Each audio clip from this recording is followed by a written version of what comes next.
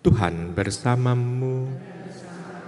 Inilah Injil suci menurut Santo Matius. Pada suatu hari Yesus menyingkir ke daerah Tirus dan Sidon. Maka datanglah seorang perempuan Kanaan dari daerah itu dan berseru, "Kasanilah aku ya Tuhan, anak Daud. Anakku perempuan kerasukan setan dan sangat menderita." Tetapi Yesus sama sekali tidak menjawab. Lalu para murid Yesus datang dan meminta kepadanya, "Suruhlah perempuan itu pergi, sebab ia mengikuti kita sambil berteriak-teriak." Jawab Yesus, "Aku diutus hanya kepada domba-domba umat Israel yang hilang." Tetapi perempuan itu mendekat dan menyembah Dia sambil berkata, "Tuhan, tolonglah aku." Yesus menjawab, "Tidak patut mengambil roti yang disediakan bagi anak-anak dan melemparkannya kepada anjing." Kata perempuan itu lagi, "Benar Tuhan, tetapi anjing-anjing pun makan remah-remah yang jatuh dari meja tuannya." Bersabdalah Yesus kepadanya, "Hai ibu, sungguh besar imanmu. Terjadilah bagimu seperti yang kau kehendaki." Dan seketika itu juga anaknya sembuh. Demikianlah sabda Tuhan. Ibu, bapak, saudari, saudara terkasih dalam Tuhan, tentang penyembuhan yang dialami oleh anak perempuan yang bukan dari Israel ini, itu sebetulnya membuat misalnya saya merasa ada sesuatu hal dalam diri Tuhan Yesus. Kita bisa melihat ini adalah perjumpaan pertama kali perempuan Kanaan itu dengan Tuhan Yesus. Perjumpaan pertama kali muka dengan muka.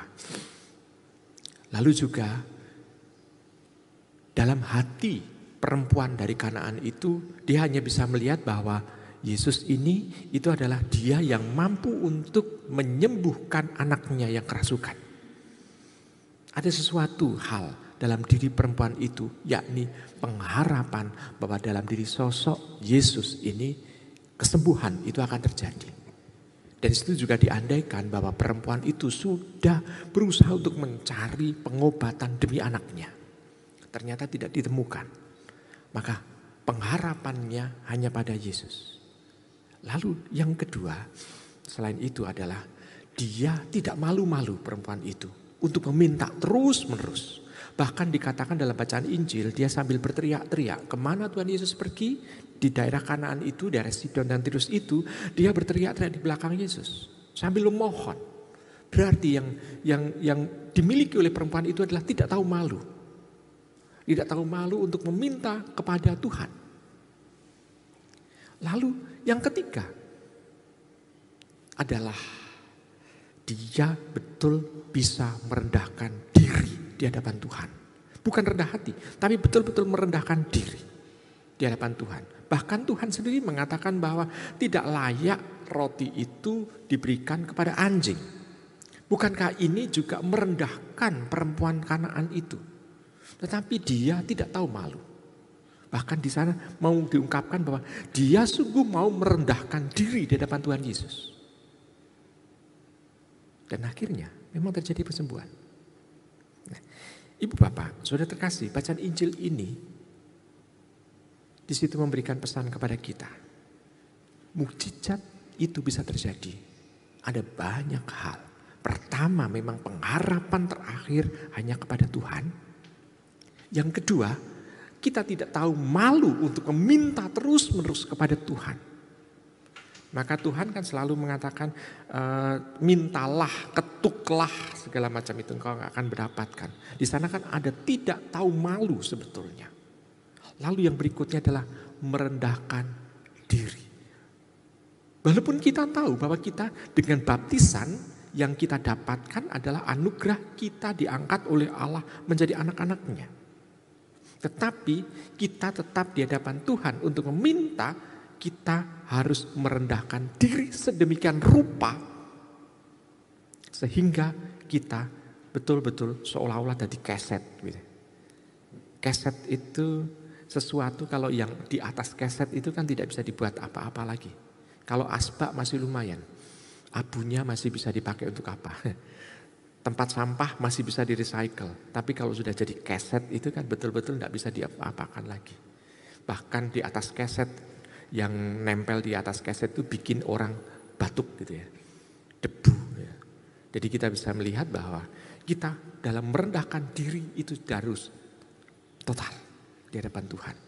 Nah, kerendahan diri yang macam apa? Adalah masrahke. Perempuan itu ketemu dengan Tuhan Yesus. Dia seolah-olah mau menempelkan dirinya hanya melulu kepada Tuhan Yesus. Yesus pergi kemana? Dia seolah nempel terus. Dan di situ kita bisa melihat bahwa dalam hidup ini kerendahan hati dalam diri kita bukan pasrah, bukan kalah, tetapi mau untuk lebih dekat terus dengan Tuhan Yesus. Tapi apakah betul dalam hidup kita kalau kita memohon kepada Tuhan Yesus kita selalu nempel ke diri dengan Tuhan Yesus? Kadangkala kita malah seolah-olah merasakan bahwa saya ini anak Allah maka Tuhan pasti akan memberikan.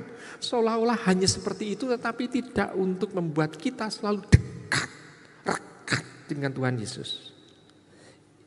Maka kita bisa melihat mukjizat seringkali jarang terjadi dalam kehidupan kita karena kita hanya meminta. Tetapi kedekatan kita dengan Tuhan Yesus itu belum teruji penuh. Maka kita harus memperlihatkan diri kedekatan kita dengan Tuhan. Kedekatan di situ tidak hanya melulu kalau kita kan dekat fisik sudah tidak lagi bisa. Karena Tuhan Yesus tidak kelihatan. Kalau perempuan dari Kanaan itu bisa masih dekat fisik dengan Tuhan Yesus. Kemana Tuhan Yesus pergi dia selalu ngintil di belakang. Sampai keinginannya itu dipenuhi. Tapi kalau kita kan gak bisa. Tuhan Yesus tidak kelihatan. Lalu caranya gimana supaya kita bisa dekat dengan Tuhan Yesus? Caranya adalah kita berusaha tahu persis apa yang dikehendaki oleh Tuhan untuk kita lakukan. Ini cara kelihatan secara penuh bahwa kita dekat dengan Tuhan.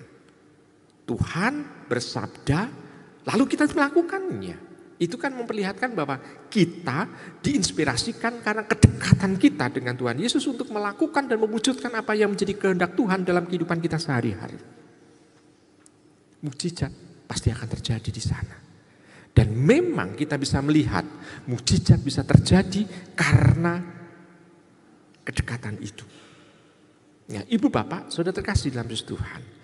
Para kudus, santo, santa, beato, beata dalam kisah kehidupannya itu memperlihatkan kedekatannya kan dengan dia melakukan secara penuh apa yang menjadi kehendak Tuhan dalam hidup ini.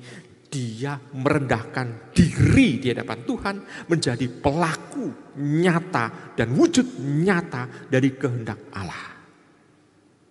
Maka kedekatan kita dengan Tuhan harus juga diperlihatkan dengan itu. Maka kalau kita memohon kepada Tuhan, tidak hanya sekedar minta. Karena kadang-kadang kita memudahkan, istilahnya itu merendahkan diri kita itu hanya dengan cara, pokoknya saya meminta kepada Tuhan. Hanya minta saja, minta. Tapi tidak mendekatkan diri dengan Tuhan akan berbeda. Anak yang sungguh-sungguh untuk memperlihatkan diri kita sebagai anak adalah kita melihat identitas kita di hadapan Tuhan sama dengan Tuhan.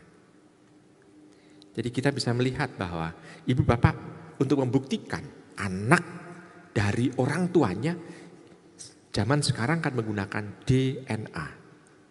Untuk membuktikan walaupun dia itu jauh secara fisik, tapi untuk membuktikan bahwa dia adalah anak adalah dengan DNA.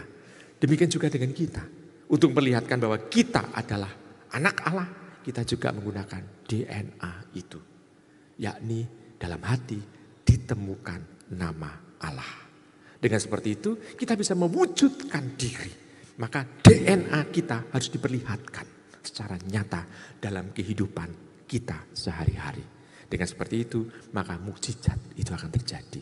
Mukjizat adalah situasi di mana tinggal Tuhan bersabda saja maka terwujud dalam kehidupan kita.